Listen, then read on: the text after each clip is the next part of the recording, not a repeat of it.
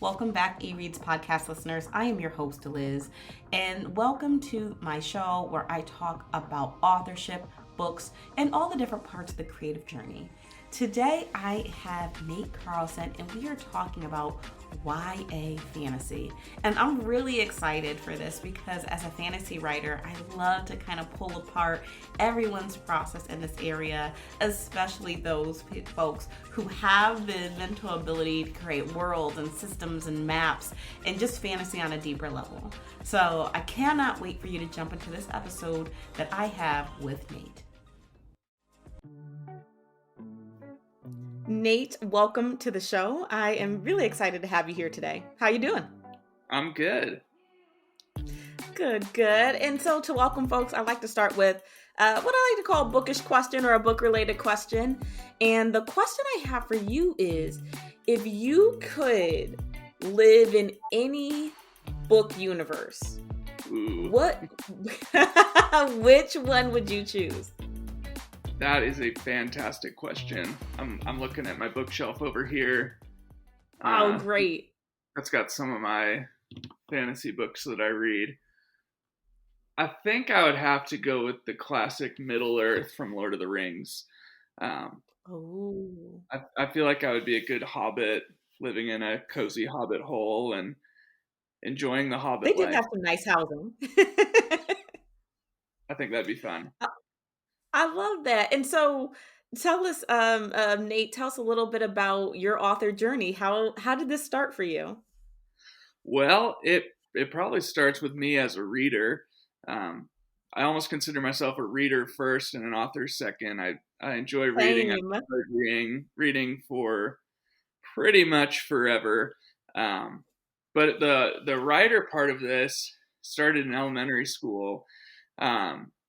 Starting in first grade every single year, first through fifth grade, at some point in the school year, we would get this blank white square book, and we would have to write something, and we would write it, and then we'd go over it with the teacher, and then the teacher would approve what we wrote, and then we would be given the book that we could go write our story in, and then illustrate it. I am not an artist, so the art was not good.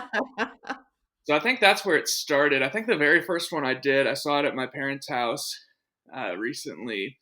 I did a story about race cars or something, which is really weird because I'm not really into race cars at all, but I guess I did something about racing. And then I remember one year I wrote a Hardy Boys fanfic. Yeah. Sort of detective story for it. And then the other years, I think I stuck with nonfiction. I wrote a book about baseball or something like that. And I don't remember what the other ones were. But that was how I got started as an author. And I really enjoyed those projects. So from the time I was 6 to 10, we did that. And then the love of writing got completely torpedoed by middle school and high school. Because the things that they were having us write, essays and whatever, had no interest to me whatsoever. I hated doing them. I did not like them.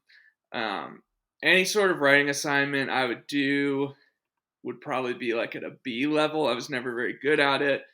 But every once in a while, a teacher would allow us to write a short story or something like that. And that's where I really enjoyed doing writing in school. But I never really considered myself a writer because I hated it at that point. And I think my biggest hindrance was word count. So in middle school, you're writing 3 to 4 page papers or whatever, really short pieces. And I would always struggle to get to the minimum word count. And then the same for high school. The papers got a little bit longer. So I was always struggling with details and getting to even the minimum amount of words. I know there's people out there that are like, oh, I love writing. I write so much. I sit down to write and I write 30 more pages than I needed to, and I have to edit it back down. And that is not my experience whatsoever.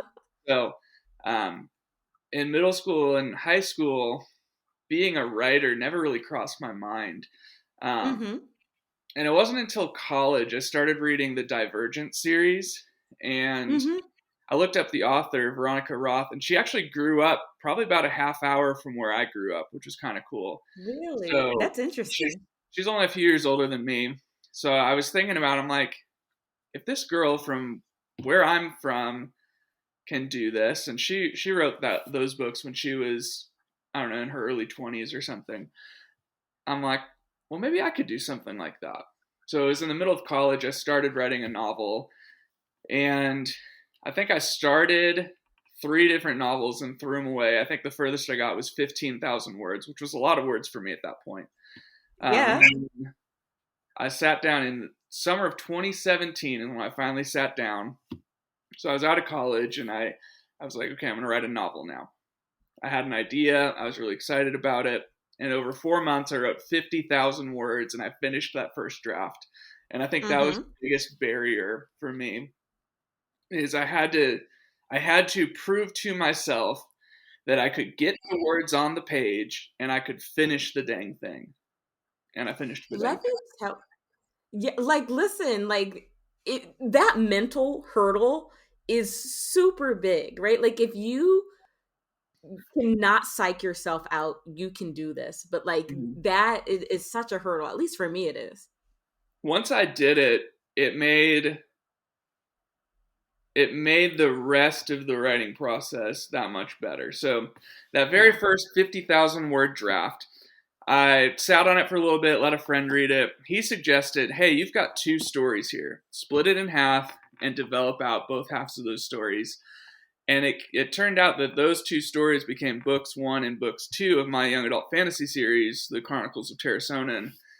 Shadow and Sword came out last year, and then Water and Blood is coming out in just a few weeks on April 18th. So my 50,000 word draft became 2 80,000 word manuscripts.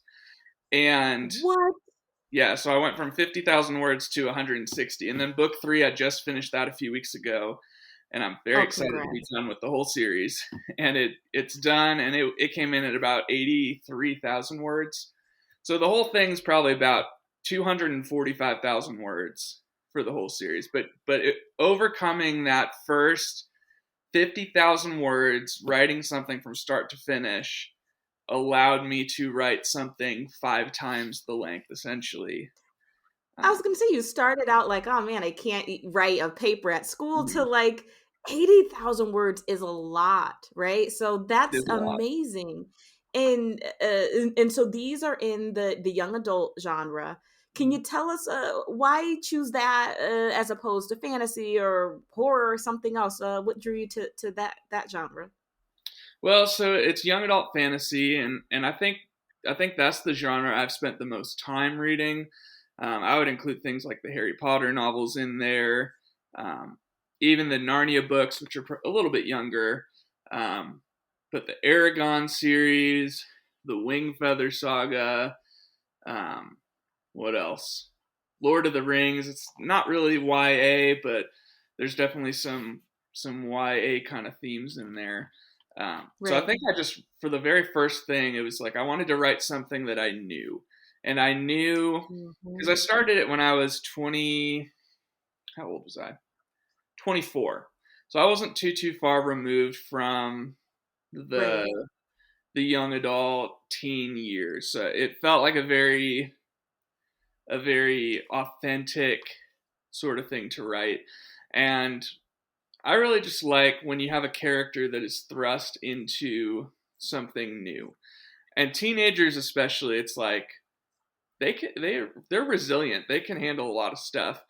And throwing them Hmm. into different situations and seeing how they respond is pretty cool.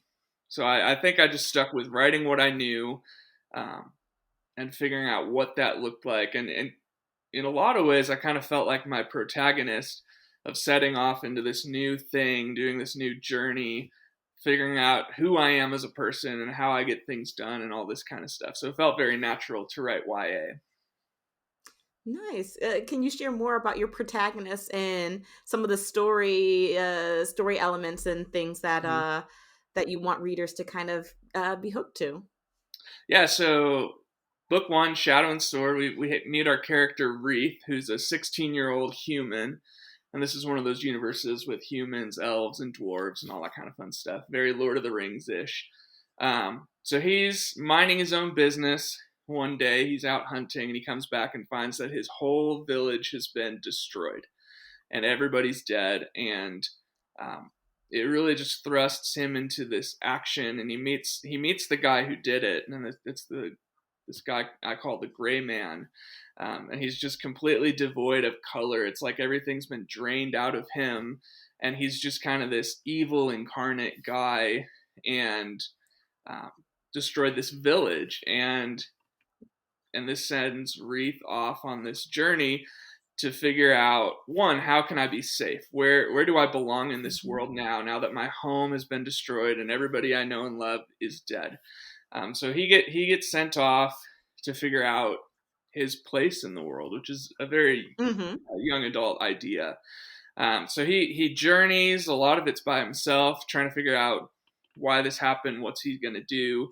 And he receives kind of this call to adventure. He finds this cool sword, the titular sword, and it sets him off on this quest to not only figure out where he belongs, but to save the rest of the people in this world of Terrasohnen from the evil Gray Man who is trying to get rid of everything that's good and great that's in the world. Ooh, interesting. So I like how you talked about you have elves and humans in this world. And so tell us a little bit about the world building. So I tend to lean towards magical realism when I create because I cannot wrap my mind around the world building. Like that's its own monster when you are creating this type of fantasy. So kind of tell us, how was that for you? How was that process of world building? Yeah, I think when I started, I had this idea, this very basic idea for plot. And I knew, because one of my favorite parts of fantasy books is the maps that come in the beginning of the book. I love looking at those. I love studying those. So when I had an idea for a story, I was like, okay, we need a map, because in a lot of ways, geography shapes stories, and it gives a setting for these stories to happen in.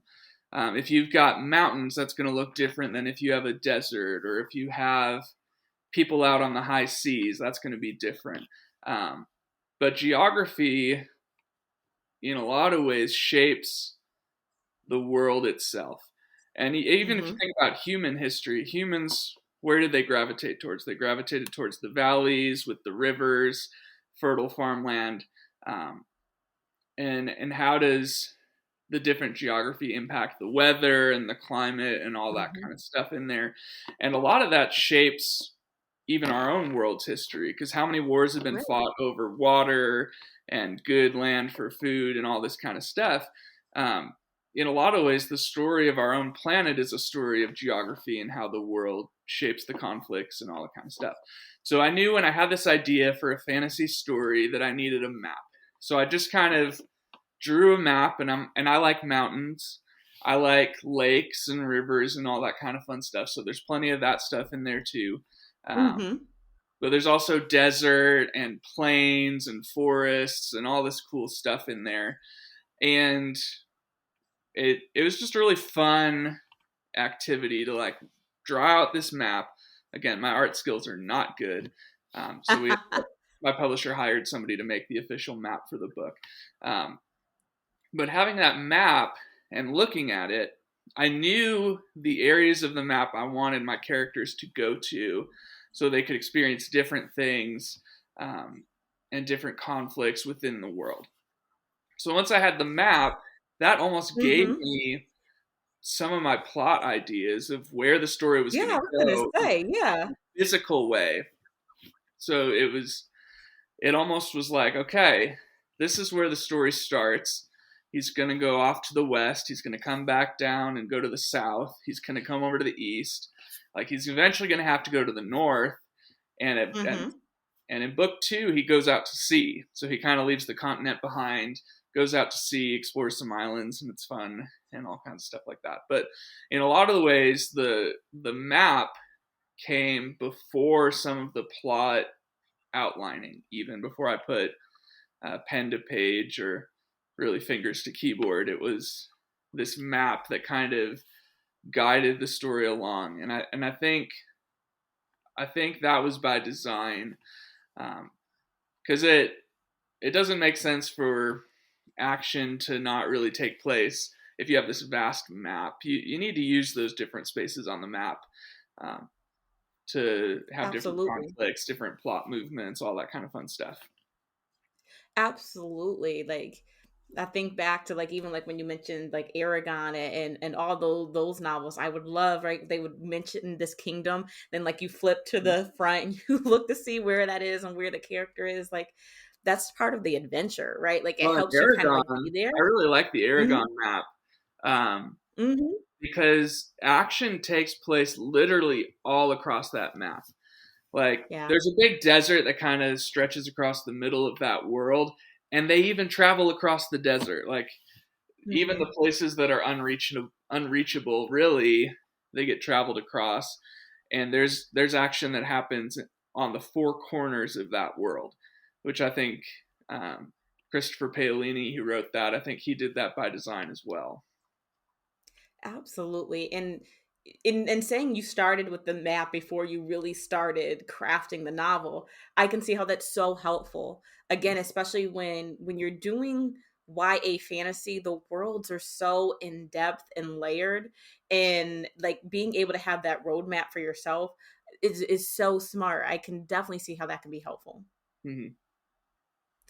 uh, Nate, tell us, like, if there's someone out there and they're just like, I want to write YA, but I'm not sure if I'm capable. Maybe I'm too old. Maybe my experience is far removed.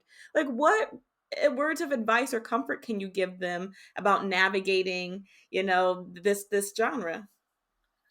I think just dive in. I mean, that seems simple, but thinking about my own writing journey, I started 3 different projects and shelved them. They will never see the light of day. They were terrible. I'm never going to revisit them. Um, but those early missteps were good practice for preparing me for what I eventually did end up writing and finishing, and really set me up for success of figuring out, okay, how do I world build? How do I write characters? How do I develop these characters? How do I outline a plot? All this kind of stuff. Hmm. I would say just get going. And if you're too old, I don't think you're too old. My mom, she's in her 50s and she loves YA. She's probably read all the Harry Potter books like at least a dozen times. She listens to them on audiobook when she drives to work, like every day. That's what she listens to. Um, so I don't think YA as a genre is strictly only for teenagers. I think they're adults and even older adults can really enjoy it and get something out of it. Um, and if you feel like you're older, maybe write a YA book that um, features an older protagonist. Like there's always this kind of like meme that goes around in writers groups and whatever of like, what if there was this like YA fantasy book where this like middle-aged mom gets called on this adventure and she goes and she does this thing. And I think that would be a fantastic book to read. So if that's what you know, write that. So I feel like write what you know, and really YA, if you can summarize it, I'd say it's a genre about finding belonging in the world.